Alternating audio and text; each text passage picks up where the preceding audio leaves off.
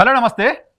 Immigration expert Rahul Reddy గారితో మాట్లాడదాం. చాలా గ్యాప్ వచ్చింది. తాజాగా H1Bకి సంబంధించి కొత్త నిబంధనలు ఏంటి, లేకపోతే ఆల్రెడీ ఉన్న నిబంధనలకు సంబంధించి కాన్సిక్వెన్సెస్ ఏంటి, ఆల్రెడీ ఇప్పుడు ఫోర్స్లోకి వచ్చాయి కాబట్టి ఉన్న కాన్సిక్వెన్సెస్ ఏంటి, అమెరికా ట్రావెల్ చేయాలనుకుంటున్న భారతీయుల పరిస్థితి ఏంటి, అమెరికాలో ఉండి అమెరికా బయటికి రావాలనుకుంటున్న వాళ్ళు అక్కడ వీసాలకు సంబంధించిన లేటెస్ట్ అప్డేట్స్ గురించి రాహుల్ రెడ్డి గారితో మాట్లాడదాం. సార్ నమస్తే. నమస్కారం అండి.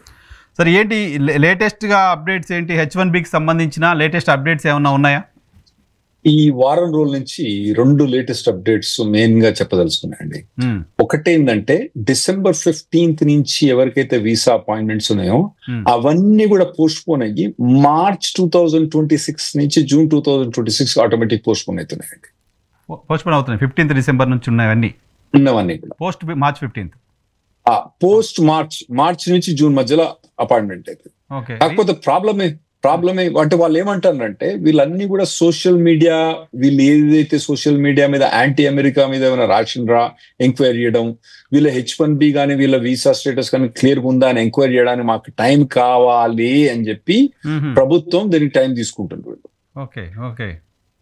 సో ఇప్పుడు ఎవరికైతే వీసా అపాయింట్మెంట్లు ఉండి ఆల్రెడీ ప్రయాణించడానికి అక్కడి నుంచి యుఎస్ నుంచి ఇక్కడికి వచ్చే వాళ్ళందరూ కూడా అడ్వైజ్ ఏంటంటే రాకండి, మీరు యుఎస్ నుంచి బయటకు వెళ్ళకండి.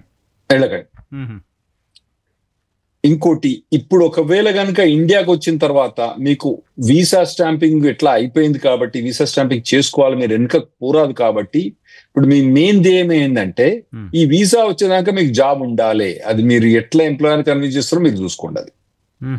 అది మెయిన్ ఇంపార్టెంట్. ఇది కొత్తది, ఇది ఓన్లీ ఇది 2-3 రోజుల నుంచి వచ్చిన న్యూస్ అండి. ఓకే, ఇది కాక ఇంకొంచెం డీటెయిల్గా ఎక్స్ప్లెయిన్ చేయరా సార్? వ్యూవర్కి ఈజీగా అర్థమయ్యేలా. ఇంకొంచెం నాకు కొంచెం కాంప్లికేటెడ్గా అనిపించింది, ప్లీజ్. ఇప్పుడు మీరు యుఎస్ లో H1 మీద కానీ H4 మీద వీసా కూడా ఎక్స్టెండ్ చేసుకుని అనుకుందాం. మీరు ఒక కంపెనీ మీద 3 ఏళ్ళకి H1 మీద పోయినరు, అది ఎక్స్టెన్షన్ చేసుకున్నారు. చేసుకున్న తర్వాత మీరు వెనుకకు వచ్చినప్పుడు మరి వీసా స్టాంపింగ్ అయిపోయింది కదా, ఆ వీసా స్టాంపింగ్ అయిపోయింది కాబట్టి మళ్ళీ మీరు వచ్చి H1B వీసా ఇండియాకి వస్తే మాత్రం మళ్ళీ H1B స్టాంపింగ్ చేసుకొని పోవాలి. అక్కడ ఉంటేనే పని చేసుకోవచ్చు మీరు. ఓకే, కాకపోతే ఇండియాకి వస్తే మీరు 2022లో వచ్చింది. మీరు వచ్చినప్పుడు 2025 దాకా ఉంది, ఆగస్ట్ దాకా ఉంది అనుకున్నాం. తర్వాత మీరు దాన్ని 3 years ఎక్స్టెండ్ చేసుకున్నారు, అంటే 2028 దాకా ఎక్స్టెండ్ చేసుకున్నారు. మరి వీసా స్టాంపింగ్ అయిపోయింది కాబట్టి మీరు ఇండియాకి వచ్చినప్పుడు వీసా స్టాంపింగ్ చేయడానికి పోస్ట్ బ్రదర్ అంటే వాళ్ళందరూ కూడా ఇదివరకు ఏంటంటే వాళ్ళకు డ్రాప్ బాక్స్ లో వేరే ఉండే ఆటోమేటిక్ గా వచ్చేది. ఇప్పుడు కొత్తగా ఏంటంటే డ్రాప్ బాక్స్ లైన్ తీసేసినారు, వీసా అపాయింట్ లేదు, అది తీసేసాను కాబట్టి ఇప్పుడు మీరు అపాయింట్మెంట్ తీసుకొని December 15th అపాయింట్మెంట్ ఉంది అనుకోండి, మీరేమని చెప్పినారు జాబ్ లా, నాయన నేను పోయి క్రిస్మస్ వెకేషన్ పోయి మంచిగా చేసుకొని వస్తా, January 2nd కల్లా వచ్చేస్తా అని చెప్పి, 2nd కో 3rd కల్లా వచ్చేస్తా అని చెప్పి మీరు ఆడ జాబ్ లో అయిపోయి వచ్చిన తర్వాత ఇప్పుడు అందరి వీసా అపాయింట్మెంట్స్ అన్ని కూడా పోస్ట్ పోన్ చేసి మార్చి నుంచి జూన్ మధ్యలో పెట్టేసాను. ఈ మధ్యలో జాబ్ ఊడబెక్కింది అనుకోండి, నా గరక నా ఘాటుక. ఎందుకంటే వాడు దీనికి H1B రావాలంటే జాబ్ లేదు కదా, వీడే విత్డ్రా చేయాల్సి వస్తుంది. ఇంకో ప్రాబ్లం ఏంటంటే సరేలే ఈ జాబ్ పోయినా ఇంకో జాబ్ తీసుకుందామంటే వైఎన్ఆర్ గారు ఇక్కడ ప్రాబ్లం ఏంటంటే ఇండియాలో కూర్చొని జాబ్ అప్లై చేస్తే కంపెనీ కనుక H1B అక్కడి నుంచి అప్లై చేస్తే $1,00,000 కట్టాలి. ఎవడు కడతాడు? కంపెనీ కట్టదు. సో రెంటికి చెట్టర్ రేవడవుతారు. కాబట్టి మీకు ఎటువంటి ట్రావెల్ ప్లాన్స్ ఉన్నా కూడా వీసా అపాయింట్మెంట్ ఉంటే మాత్రం ఇప్పుడు మీరు ఆల్రెడీ ఒకవేళ వింటే ఆల్రెడీ మీరు చెక్ ఇన్ బ్యాగేజ్ చేసినా కూడా మీరు వీసా స్టాంపింగ్ కోసం మాత్రం ఎంబడే క్యాన్సిల్ చేసుకోండి. ఎయిర్లైన్ చెప్పండి నాకు ఏదో ఎమర్జెన్సీ వచ్చింది వెనక పోవాల్సి వస్తుంది అని చెప్పి లగేజ్ వెనక తీసుకొని వచ్చేసేయండి. ఒకవేళ వాళ్ళు ఇక్కడికి వస్తే కూడా మళ్ళీ కొత్తగా అప్లై చేయాలంటే $1,00,000 $100,000 వాళ్ళకి వర్తిస్తుంది. అంటే ఇప్పుడు ఉన్న అపాయింట్మెంట్ కనుక పోస్ట్ పోన్ అయ్యి అదే జాబ్ మీద కనుక పోతే మాత్రం $1,00,000 వర్తించదు. జాబ్ మారితే మాత్రం $1,00,000 వర్తిస్తుంది. అపాయింట్మెంట్ టైం అయిపోతే కూడా అపాయింట్మెంట్ టైం అయిపోయినా కూడా ఇప్పుడు అపాయింట్మెంట్ జూన్ లో ఉందనుకోండి, జూన్ లో మటుకు జాబ్ పోయింది అనుకోండి, వేరే జాబ్ అప్లై చేసుకోవాలంటే జూన్ తర్వాత కావచ్చు, జూన్ ముందు కావచ్చు, ఎప్పుడు కూడా కావచ్చు. అతను వేరే కంపెనీ నుంచి H1B అప్లై చేసుకోవాలంటే $1,00,000 కట్టాలి. ఎవడు కడతాడు? కట్టడు. కంపెనీ కట్టాలి లేకపోతే పర్సనల్ గా ఇతను కట్టాలి. పర్సనల్ కట్టని వీల్లేదు, పర్సనల్ కంపెనీ కట్టాలి. లేదు కంపెనీ ఎవడు కడతాడు? కట్టడు. ఒక్కటే $1,00,000 అంటే ఎన్ననుకోండి, $1,00,000 రూపాయలు కూడా కాదు అది. ఎంతమంది ఎంప్లాయీస్ ఇప్పుడే కొత్తగా కరెన్సీ చూసిన $92 హైయెస్ట్, 92 రూపీసే ఉంది ఇప్పుడు. అంటే 92 లక్షలు ఎవరు కడతారండి? కట్టడు. సో ట్రావెల్ చేయొద్దు అనేది మీరు ఇచ్చే సలహా. ఇది ఒక్క రెస్ట్రిక్షన్. ఈ 1 వీక్ లో డెవలప్మెంట్ అడిగింది కాబట్టి చెప్తాను. ఇంకో కొత్త డెవలప్మెంట్ ఏంటంటే, మా దగ్గర ఏదైనా అరెస్ట్ రికార్డ్స్ ఉంటే నార్మల్ గా డ్రైవింగ్ అండర్ ఇంటాక్సికేషన్ కొందరు చేస్తారు, తప్పటి చేయొద్దు, కానీ చేసిన వాళ్ళు ఉన్నారు కొందరు. అయితే అంటే తాగి డ్రైవ్ చేసిన వాళ్ళకి ఏంటంటే, వాళ్ళు అక్కడ ఏం చేస్తారు, అరెస్ట్ చేసి బొక్కలేస్తారు. బొక్కలు వేసిన తర్వాత బెయిల్ మీద వాళ్ళు బయటకు వస్తారు. ఒక 2 రోజుల తర్వాత బెయిల్ మీద బయటకు వచ్చిన తర్వాత జడ్జి దగ్గర పోయి, నాయన తప్పైంది నేను మీకు మళ్ళీ చేయనటువంటి పని ఇది అని చెప్పి వాళ్ళకు ఒక 1 year ప్రొబేషన్ ఇస్తారు. ఓకే. ఆ ప్రొబేషన్ లో వాళ్ళు సైకాట్రిస్ట్, మన సైకాలజిస్ట్ దగ్గర పోవాలి, వాలంటరీ 40 hours వాలంటరీ వర్క్ చేయాలి. తీరులో ప్రతి ఒక్క కౌంటీలో ఒక్కొక్క రెస్ట్రిక్షన్ ఉంటుంది. 7 దాకా వాడు అన్ని చక్కగా ఉంటే వాడు ఏం చేస్తాడు, నాయన నేను మాఫ్ చేసినారా అని మాఫ్ చేస్తాడు. కేసు మాఫ్ చేసిన తర్వాత అతను ఇండియాకి వచ్చినప్పుడు అతను వీసా ఆటోమేటిక్ రివోక్ అయిపోద్ది. ఒకవేళ వీసా ఆల్రెడీ ఉన్నా దాన్ని రివోక్ చేసేస్తారు.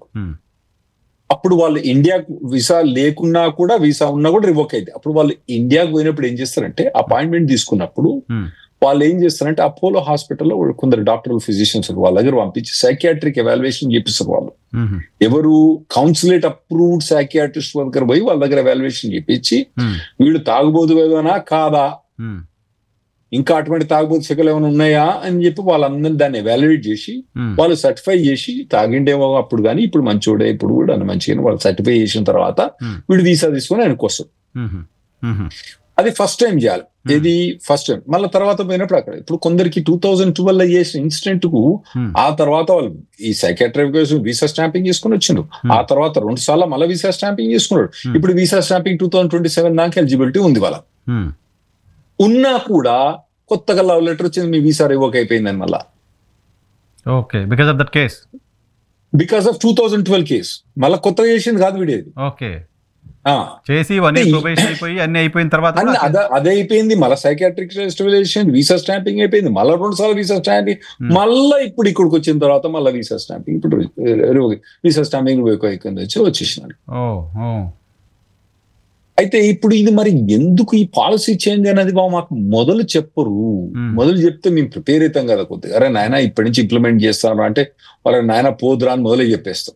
They want to send them out కాబట్టి చెప్పకుండా చేసేస్తున్నారు. అంతే అది మీరు కరెక్ట్ గా ఐడెంటిఫై చేసిండ్రు. ఇవన్నీ ఏంటంటే టక్కన వచ్చేస్తాను అన్నట్టు. వచ్చేసిన బయట ఉన్న వాళ్ళు ఇరుక్కపోతాను, లోపల ఉన్న వాళ్ళు ఏం కాదు. వీసా అపాయింట్మెంట్ ఉందనుకోండి, అతను అక్కనే ఉన్నాడు అనుకోండి, వీసా అపాయింట్మెంట్ క్యాన్సిల్ అయిపోతే నాయన నేను ఇండియా పోనా, ఇంట్లో US లో కూర్చుంటా అనుకుంటాడు. తను వీసా 2027 ఉన్నదనుకోండి, అతను ఇండియాకి వచ్చింది అనుకోండి, స్టక్ అయిపోతాడు. ఎందుకంటే వీసా క్యాన్సిల్ అయింది కాబట్టి మళ్ళీ వీసా అపాయింట్మెంట్ తీసుకోవాలి. మళ్ళీ అసలు ఈ కొత్త పాలసీ ప్రకారం వాళ్ళు వీసా రివోక్ చేయడం ఎందుకు, మళ్ళీ ఇస్తాడా ఇవ్వడా అన్నది కూడా నాకు అర్థం కావట్లేదు ఇప్పుడు. సో ఇవన్నీ ఏంటంటే, ఇవన్నీ ఈ వారం రోజుల్లో వచ్చిన న్యూస్ మీకు చెప్తాను మీకు. సో ఏంటి సార్ దానికి రెమెడీ ఏంటి? రాకుండా ఉండడం అక్కడ ప్రస్తుతానికి అంతే. వీసా ఉన్నా రాకండి, వీసా అపాయింట్మెంట్ ఉన్నా రాకండి, మీరు రాకండి అంతే. కొంతకాలం అమెరికాలో ఉన్న వాళ్ళు అమెరికా బయటికి ట్రావెల్ చేయకపోవడం అనేది ఉత్తమమైన నిర్ణయం. ఈ యొక్క 2 కారణాలే కాదండి. ఈ 100,000 వీసా అన్నది కూడా US బయట ఉన్న వాళ్ళ మీదనే పెట్టిండు. ఇంకోటి డ్రాప్ బాక్స్ అనేది, ఇదివరకు డ్రాప్ బాక్స్ వీసా మీకు ఒకవేళ ఆల్రెడీ వీసా ఉంటే నెక్స్ట్ వీసా కావాలంటే డ్రాప్ బాక్స్ వేస్తే టక్కున వచ్చేసి. ఎందుకు సార్ వీసా డ్రాప్ బాక్స్ ఎందుకు తీసాడు? సేమ్ రీజన్ అది కూడా అంతే. ట్రంప్ ప్రభుత్వం అన్నది యాంటీ ఇమిగ్రేషన్ అనేది మనం మొదటి నుంచి చెప్తూనే ఉన్నాం కాబట్టి అందరూ కొత్త ఏం లేదు. సో ఆ డ్రాప్ బాక్స్ అన్నది. ఇంకోటి ఇదివరకు ఏంటంటే, ఒకవేళ కనుక మీకు ఇండియాలో లేట్ అవుతుందండి వీసా స్టాంపింగ్, అరే పోయి ఎక్కడికో పోయి స్టాంపింగ్ చేసుకోద్దాం, ఎక్కడ పోదాం, వియట్నాంకి పోతే 2-3 రోజులనే వీసా స్టాంపింగ్ దొరుకుతుంది. అక్కడ అపాయింట్మెంట్ 2-3 రోజులు దొరుకుతుంది. అక్కడ పోయి స్టాంపింగ్ చేసుకోద్దాం అంటే అది కూడా క్యాన్సిల్ చేసిండు. ఓహో, వేరే దేశాలకు వెళ్ళి అక్కడ నుంచి స్టాంపింగ్ స్టాంపింగ్ చేసిండు. ఇప్పుడు కొత్తగా ఈ 5 నెలల నుంచి వచ్చిన రెస్ట్రిక్షన్స్ ఏంటంటే $100,000 visa, automatic drop box cancellation, third country visa cancellation, తర్వాత ఇప్పుడు ఈ ఆటోమేటిక్ వీసా రివొకేషన్ ఎవరైనా క్రిమినల్ రికార్డ్ ఎవరైనా వాళ్ళకు, తర్వాత ఇప్పుడు కొత్తగా ఏంటంటే ఈ vetting process, social media vetting process, అన్ని వీసా పోస్ట్పోన్మెంట్. ఈ 5 రిస్ట్రిక్షన్స్ కూడా వితిన్ 4-5 months లో మొత్తం వచ్చేసినాయండి. Okay okay okay okay. So ఇప్పుడు ఏంటంటే మీ కొందరు అడుగుతారు, మరి లాయర్ దగ్గర పోయి మొత్తం ఎవాల్యుయేట్ చేసుకొని ట్రావెల్ చేయొచ్చా అంటే మేము అది కూడా అడ్వైజ్ చేయం. ఎందుకంటే లాయర్లు ఏం చెప్పిండ్రు, కొందరు లాయర్లు వీసా ఉన్నదా, ఓకే 2027 దాకా వీసా ఉంది కదా నువ్వు పో అన్నారు. పోయినా వాడు వీసా రివోక్ అయిపోయింది. నేను కూడా చెప్పినా, మరి నాయన మంచుకున్నా ఉందిరా వీసా 2027 దాకా ఉంది, పూరా ట్రావెల్ చేయరా, నీకు ఇబ్బంది ఏం లేదురా, ఏం కాదు ప్రాబ్లం అని చెప్పినా నేను కూడా. అందరు లాయర్ మాదిరి నేను కూడా చెప్పిన, కొత్త వింతేం లేదు.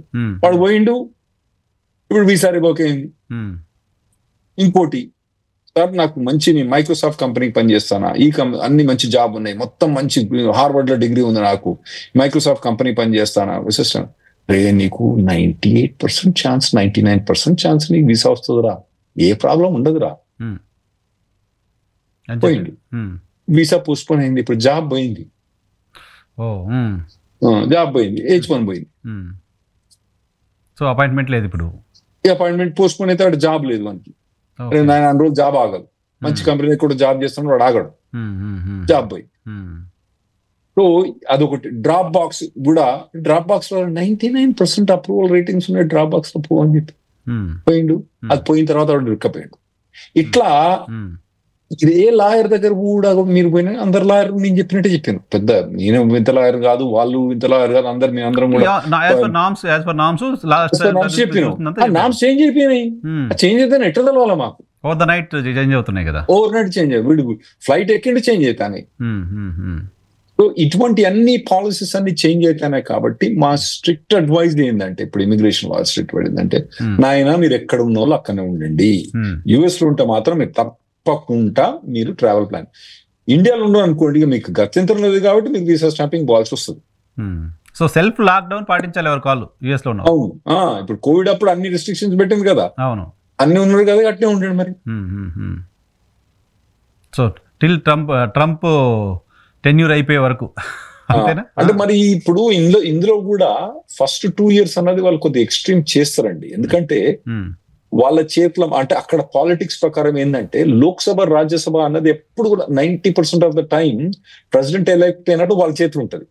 ఓకే, 2 years లో మళ్ళీ మాకు లోక్సభ ఎలక్షన్స్ వస్తాయి అన్నట్టు. అంటే మేము హౌస్ ఆఫ్ రిప్రజెంటేటివ్స్ అని అందులో ఖచ్చితంగా ఇప్పటి 40 ఏళ్ల నుంచి ప్రతి ప్రభుత్వం కూడా ఆపోజిట్ గవర్నమెంట్ వస్తుంది. ప్రెసిడెంట్ ఉన్న ఆపోజిట్ ప్రభుత్వం లోక్సభలో గెలుస్తుంది ప్రతిసారి కూడా. ఎప్పుడు రొనాల్డ్ రీగన్ నుంచి చెప్తాను నేను, 1980s నుంచి చెప్తాను ఇప్పటిదాకా.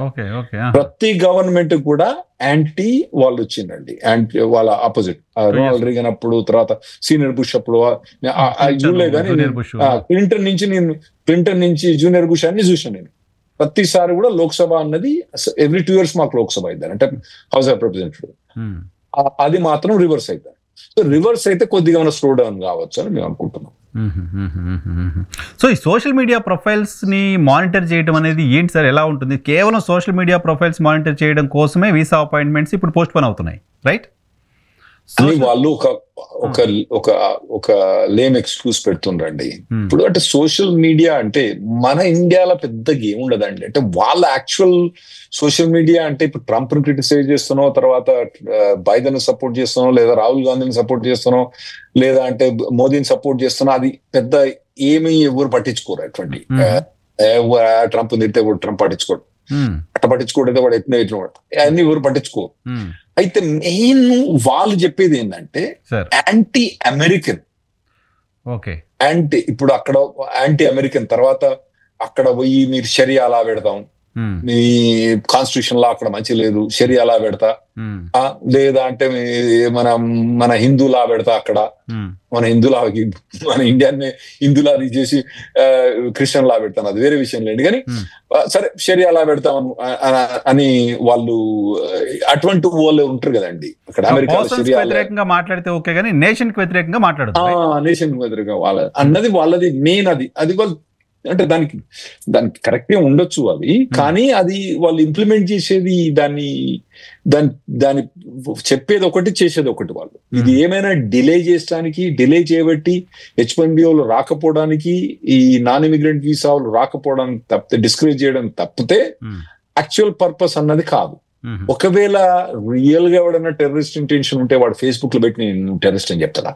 చెప్పడు కదా. కరెక్ట్.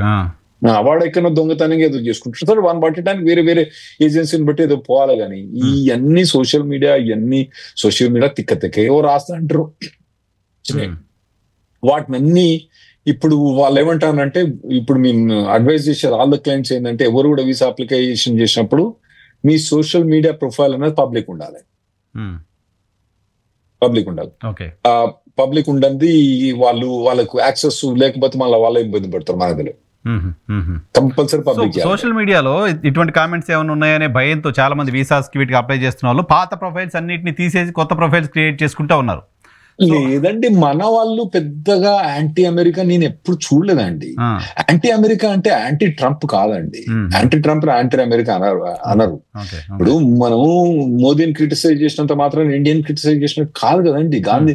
రాహుల్ గాంధీని క్రిటిసైజ్ చేసినంత మాత్రం యాంటీ ఇండియా కాదు. అంటే ఇప్పుడు యాంటీ ఇండియా ఎప్పుడైందంటే, మనం ఇక్కడ జైషే మహమ్మద్ తీసుకొచ్చి నేను హైదరాబాద్ లో స్లోగన్ పెట్టి అటువంటి ఆర్గనైజేషన్స్ ఉన్నాయి కదా, అది యాంటీ ఇండియా.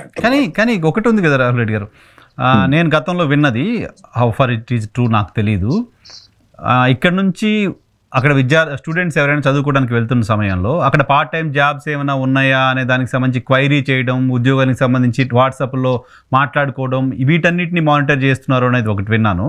దాంతో పాటుగా కాషన్ డిపాజిట్ లాగా అకౌంట్లో చూపించే డబ్బులకు సంబంధించిన చర్చ, దానికి సంబంధించిన చార్ట్ లాంటిది ఏమైనా ఉంటే అది కూడా ఇమిగ్రేషన్ వాళ్ళు పట్టుకుంటున్నారు, అది చూసి వెనక్కి పంపించారు కొంతమంది విద్యార్థులను కూడా. ఒకటి ఫస్ట్ ఆఫ్ ఆల్ ఇప్పుడు మనం ఈ జాబ్ గురించి మాట్లాడుకునేది సోషల్ మీడియా కన్నా వాట్సాప్ లో ఎక్కువ మాట్లాడుకుంటాం. వాట్సాప్ సోషల్ మీడియా కిందకి రాదు. అది మీరు ఆల్రెడీ మానిటర్ వాళ్ళు ఎట్లా చేస్తున్నారో మనకు తెలియదు, చేస్తుండ్రు, అది కరెక్టే. ఇంకోటి డిపాజిట్ అన్నది కూడా ఇప్పుడు వాళ్ళు కొందరు ఏం చేస్తారంటే, బ్యాంక్ లో పైసలు డిపాజిట్ పెట్టేదానికన్నా వాళ్ళు ఫేక్ అకౌంట్స్ ఎవరితో పెట్టి చేపిస్తారు అనుకుందాం. సోషల్ మీడియాలో పెట్టారు. వాడు ఎవడన్నా ఎప్పుడైనా చూసినా సోషల్ మీడియాలో పెట్టడం, మోదీని తిట్టడమో లేదా రాహుల్ గాంధీని తిట్టడమో మనం చూస్తాం, అంతేగాని నేను పోయి దొంగ అకౌంట్ పెడతాడు వాడు. సో అవి ఇందులోకి రావు.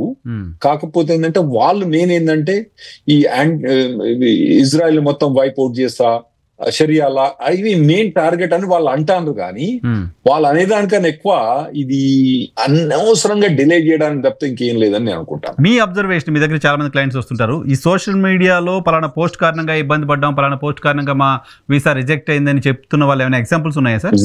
జీరో అండి. జీరో. ఓకే. ఎవరికి reject. So no worry from India.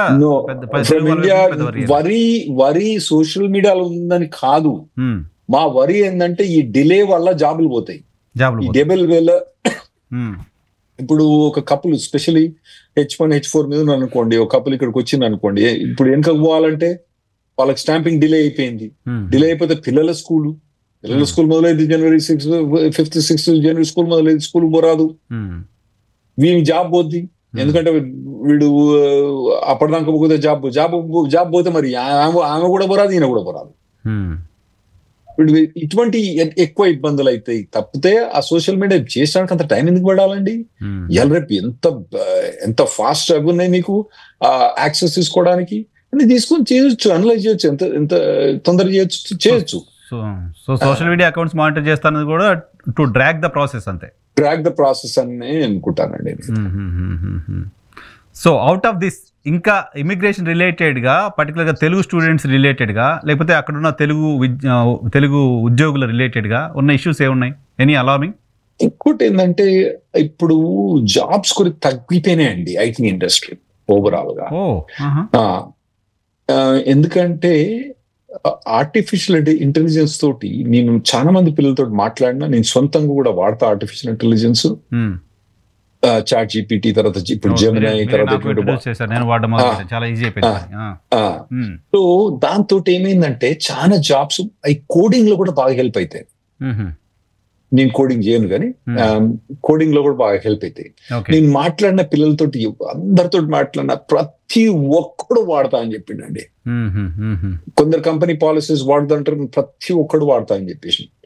ఇంకా వాళ్ళు ప్రతి ఒక్కరు నాకు ఇప్పుడు కలిసిన ప్రతి ఒక్క కుర్రవాళ్ళు కూడా నేను చేసే జాబు నాకు ఇది చేయబట్టి 90% అంటే నేను ఒక 5-6 మెంబర్స్ చేసే జాబ్ నేను ఒక్కని చేస్తానా అని చెప్పినండి. ప్రతి ఒక్కరు కూడా చెప్పిండు. అంటే నేను స్వంతంగా కూడా చేసే పని కూడా డ్రాఫ్టింగ్ అవన్నీ కూడా 10 times నేను చేసే దానికన్నా 10 times ఫాస్ట్ 10 times బెటర్ చేస్తానంటే. సో ఇవన్నీ అవుతున్నాయి కాబట్టి వీటి ద్వారా కొన్ని జాబులు పోతున్నాయండి.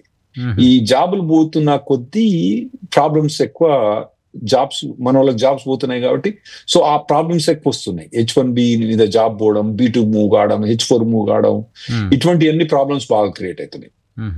ఇంకోటి ఏంటంటే ఆర్టిఫిషియల్ ఇంటెలిజెన్స్ వాడడం వేరే, ఆర్టిఫిషియల్ ఇంటెలిజెన్స్ లో ఇంప్లిమెంట్ చేయడం, ప్రాజెక్టులు ఇంప్లిమెంట్ చేయడం వేరే.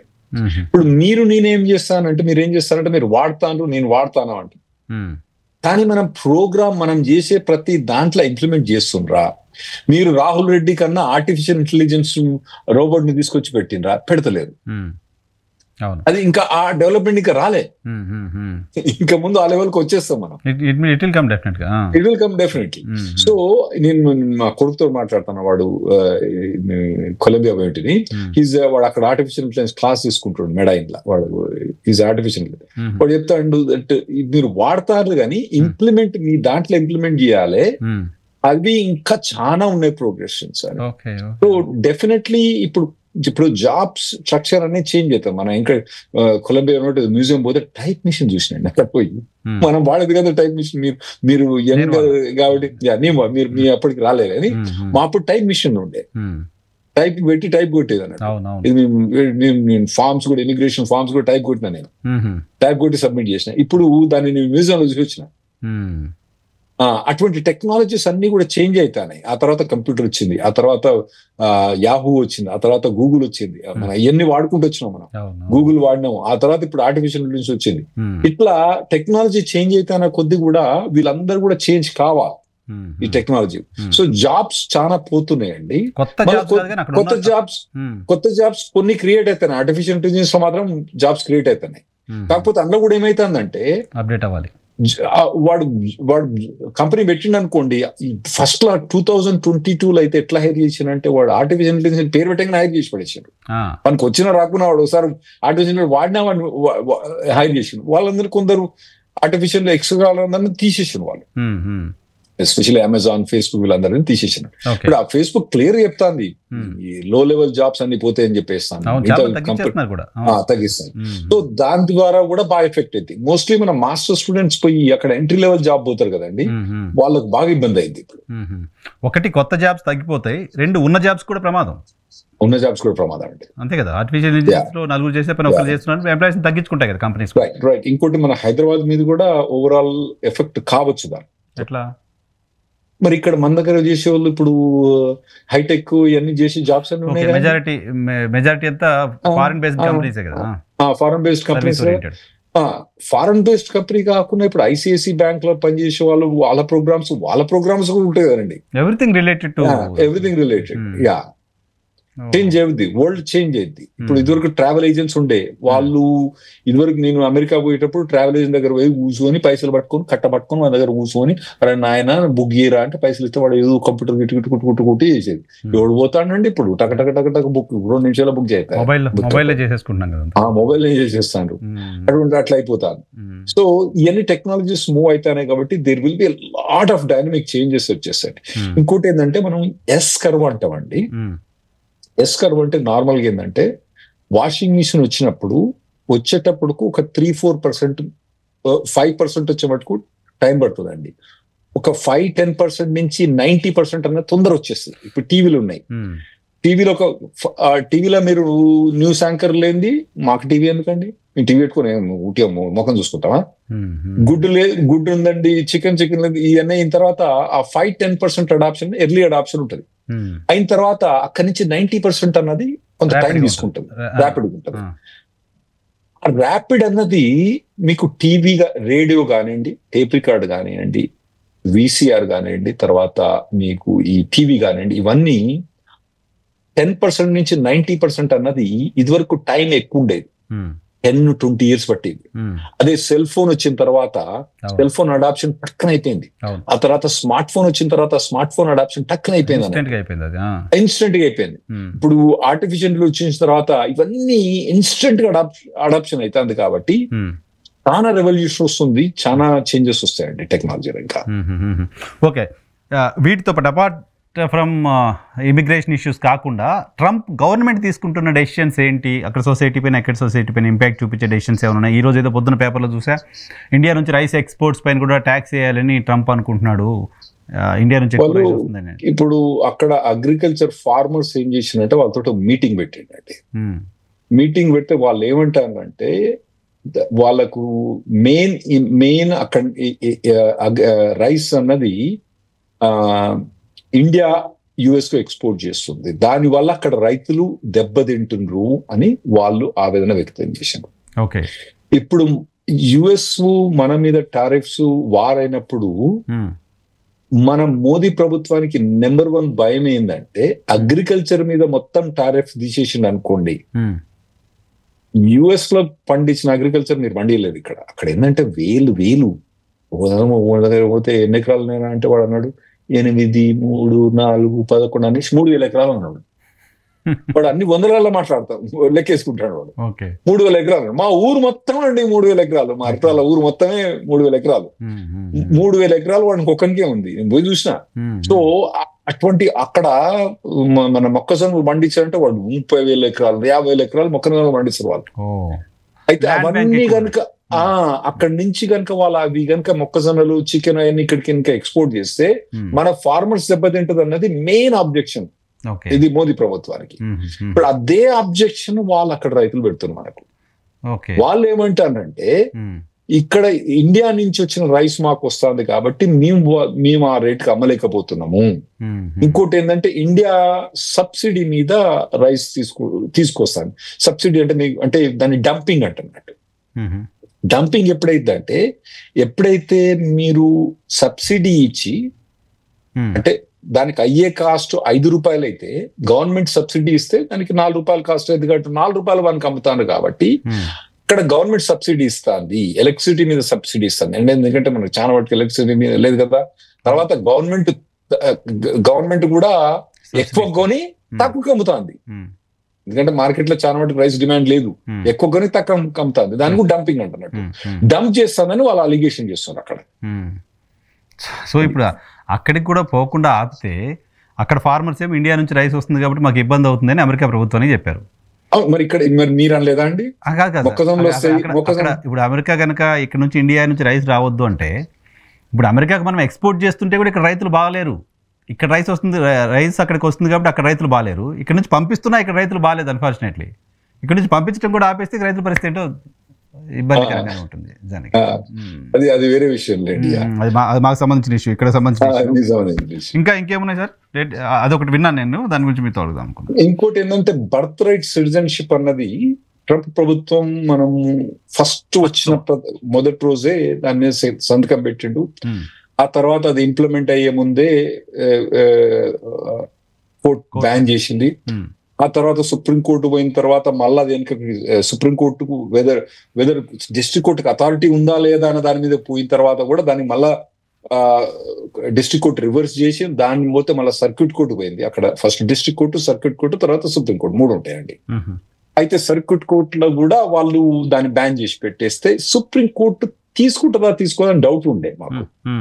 తీసుకున్నది ఆర్గ్యుమెంట్. అంటే ట్రంప్ పోయిండు సుప్రీంకోర్టు, మేము పోలే.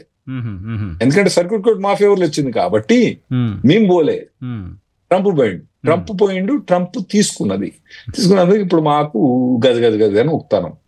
అయితే వాళ్ళు 14th అమెండ్మెంట్ లో క్లియర్ గా ఏముందంటే anybody who is born in United States is a US citizen. Okay. If they are, the only thing ఏంటంటే if they are subject to the jurisdiction of the United States. అయితే everybody who is born in United States is a US citizen, కానీ if they are subject to the jurisdiction of the United States. అయితే మనకి చిన్న ఒక్కటైతే అందరం agree చేస్తాం, ఇక్కడ నుంచి మన అంబాసిడర్స్ ఉంటారు, కాన్సులేట్ ఆఫీసర్స్ ఉంటారు, వాళ్ళ మీద ఆ గవర్నమెంట్ కు అథారిటీ లేదు, వాళ్ళ పిల్లలకు సిటిజన్షిప్ ఇవ్వరు. అది మొదటి నుంచి, ఎందుకంటే వాళ్ళ మీద జ్యుడిస్డిక్షన్ లేదు కాబట్టి వాళ్ళకు మీ సిటిజన్షిప్ అది మొదటి నుంచి యాక్సెప్టబుల్ ప్రిన్సిపల్, అది మొదటి నుంచి చేస్తారు, ఎవరు దాని గురించి కూడా ఆబ్జెక్ట్ చేయలేదు. ఇప్పుడు ట్రంప్ ప్రభుత్వం ఏమంటుందంటే, ఇప్పుడు వాళ్ళు చేసే మీడియా ఆర్గ్యుమెంట్ ఒకటి ఉంది, లీగల్ ఆర్గ్యుమెంట్ వేరే ఉంది. అక్కడ గవర్నమెంట్ లీగల్ గా ఒకటి, మీడియాలో ఒకటి ఆర్గ్యూ చేస్తుందా? మీడియాలో ఏమంటారంటే వీళ్ళు ఇల్లీగల్ గా వచ్చిండ్రు, ఇల్లీగల్ గా ఉంటారు కాబట్టి వీళ్ళని బ్యాన్ చేస్తాను, వాళ్ళ మీద మాకు జ్యుడిస్డిక్షన్ లేదు నేను మీడియాలో ఆర్గ్యూ చేస్తాను. వాళ్ళు అక్కడ లీగల్ ఆర్గ్యుమెంట్ వాళ్ళు ఏం చేస్తారంటే, ఎందుకంటే ఇది పెట్టినప్పుడు రెస్ట్రిక్షన్ మేమే అనుకున్నాం అంటే ఇల్లీగల్ మీదనే పెడతామని చాలా మంది అనుకున్నారు. అదే ఇల్లీగల్ మైగ్రెంట్స్ కు సంబంధించిన పిల్లలు పబ్లిక్ స్టేట్మెంట్ లో మొత్తం ఏమో ఇల్లీగల్ గానే పెట్టిండు. మేనిఫెస్టోలో మాత్రం క్లియర్ గా ఏం చెప్పిండంటే, మేనిఫెస్టో డ్రాప్ చేసిన స్టీవెన్ మిల్లర్ అని అతను ఉన్నాడు, అందులో ఏం చెప్పిందంటే ఎవరైనా ఒక పేరెంట్ గ్రీన్ కార్డ్ హోల్డర్ ఉంటే తప్పితే అది వాళ్ళకు మిగతా వాళ్ళ పిల్లలకు గ్రీన్ కార్డ్, అంటే H1 మీద పోయిన వాళ్ళు, F1 మీద పోయిన వాళ్ళ పిల్లలకు సిటిజన్షిప్ ఇవ్వమని మేనిఫెస్టోలో ఉంది. అయితే ఎలక్షన్ అయిన తర్వాత మరి ఇటు పెడతాడా, మా పబ్లిక్ చెప్తున్న మేనిఫెస్టో ప్రకారం పోయింది అన్నట్టు, ఇంకా రెస్ట్రిక్టివ్ పోయిండు. పోయి ఎవరన్నా తల్లిదండ్రులు ఒకళ్ళు మాత్రం గ్రీన్ కార్డ్ హోల్డర్ అయిన తప్పితే, లేదా సిటిజన్షిప్ ఉంటే తప్పితే వాళ్ళ పిల్లలకు మేము సిటిజన్షిప్ ఇవ్వము అని చెప్పి అతను.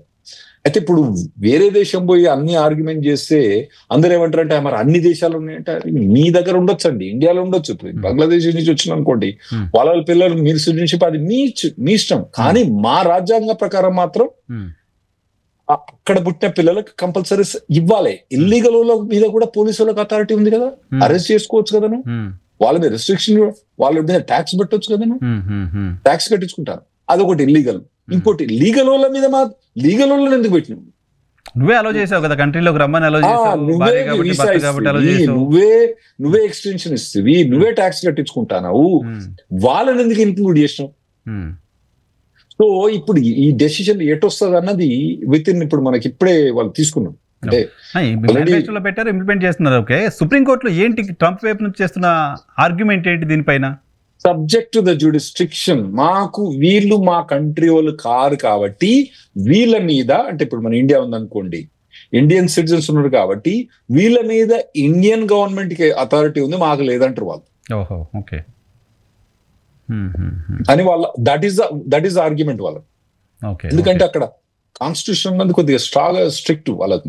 మేము మొత్తం 250 ఏళ్లలో మేము దాన్ని అమెండ్ చేసింది 30 సార్లు. మీరు 130 సార్లు అమెండ్ చేసింది. అక్కడ కాన్స్టిట్యూషన్ వేరే. ఇది యాక్చువల్గా 14th అమెండ్మెంట్ పెట్టి పట్టుకొచ్చింది. ఇది 14th అమెండ్మెంట్ ముందు మాకు స్లేవరీ ఉండే అన్నట్టు. ఓకే, ఇది అబ్రహాం లింకన్ ముందు స్లేవరీ ఉండే. అబ్రహాం లింకన్ అప్పుడు స్లేవరీ తోటి మాకు పెద్ద వార్ అయింది, నార్త్ సౌత్ కు. నార్త్ విన్ అయిపోయి స్లేవరీని కంప్లీట్ అబాలిష్ చేసి స్లేవరీ వాళ్ళ పిల్లలకు వాళ్ళందరికి కూడా ఆటోమేటిక్ సిటిజన్షిప్ ఇవ్వాలని తీసుకొచ్చిన ప్రిన్సిపల్ ఇది. అంటే ఎవరిని కూడా ఇన్ఈక్వల్ గా చూడొద్దు అన్న ప్రిన్సిపల్ తోటి తీసుకొచ్చిన ప్రిన్సిపల్ ఇది. ల్యాండ్ ఆఫ్ ఈక్వాలిటీగా చెప్తారు కదా. సో అది తీసుకొచ్చి పెట్టింది. సో ఇప్పుడు సుప్రీంకోర్టు ఏంటి డెసిషన్ ఇస్తుంది? ఇప్పుడు ట్రంప్ ప్రభుత్వానికి ఇస్తుందా, లేదా ఆపోజిట్ ఇస్తుందా, లేదా మధ్యలో ఇచ్చినా కూడా మనకు పెద్ద అడ్వాంటేజ్ ఉంటుంది. మధ్యలో ఇచ్చింది అనుకోండి, ఎందుకంటే లీగల్ వాళ్ళకు ఇచ్చి ఇల్లీగల్ వాళ్ళకి తీసేసిన అనుకోండి, మనకు ఇండియాకు బాగానే అడ్వాంటేజ్ ఉంటుంది. ఇంకోటి వైఎన్ఆర్ గారు అర్థం చేసుకోవాలి, మీకు టోటల్ గా H1 వీళ్ళ పోయేదానికన్నా అక్కడ పుట్టిన పిల్లల సంఖ్యనే ఎక్కువ ఉంటది. ఇప్పుడు మనకు ఏడాదికి ఎంప్లాయ్మెంట్ ద్వారా వచ్చే గ్రీన్ కార్డులు 10,000 మనకు వచ్చే గ్రీన్ కార్డులు. ఏడాదికి 10,000 ఎంప్లాయ్, ఇంతమంది పోతారు కదా, ఏడాది మనకు వచ్చేది 10,000. కానీ దాదాపుగా 40 నుంచి 1,00,000 దాకా పిల్లలకు సిటిజన్షిప్ వస్తుంది మనకు ఎవ్రీ ఇయర్. సో ఉత్తి మన తెలుగు రాష్ట్రాల నుంచే 70,000 మంది 80,000 మంది పిల్లలు అక్కడ పుడతారు అక్కడ. సో వాళ్ళందరికీ మనకు ఈ సుప్రీం కోర్ట్ డిసిషన్ తోటి చాలా ఇంపార్టెన్స్ అది. ఈ ఫిబ్రవరి మంత్ కల్లా వచ్చేస్తాయండి, అక్కడ పెద్ద టైం పట్టదు. ఫిబ్రవరి March maximum. Okay, right sir. Anything else sir? Nothing అండి for today. Right sir, thank you very much Rahul Reddy గారు మా కోసం సమయం కేటాయించినందుకు. థ్యాంక్స్. ఇది రాహుల్ రెడ్డి గారితో స్పెషల్ షో. చూస్తూనే ఉండండి జర్నలిస్ట్ లైన్.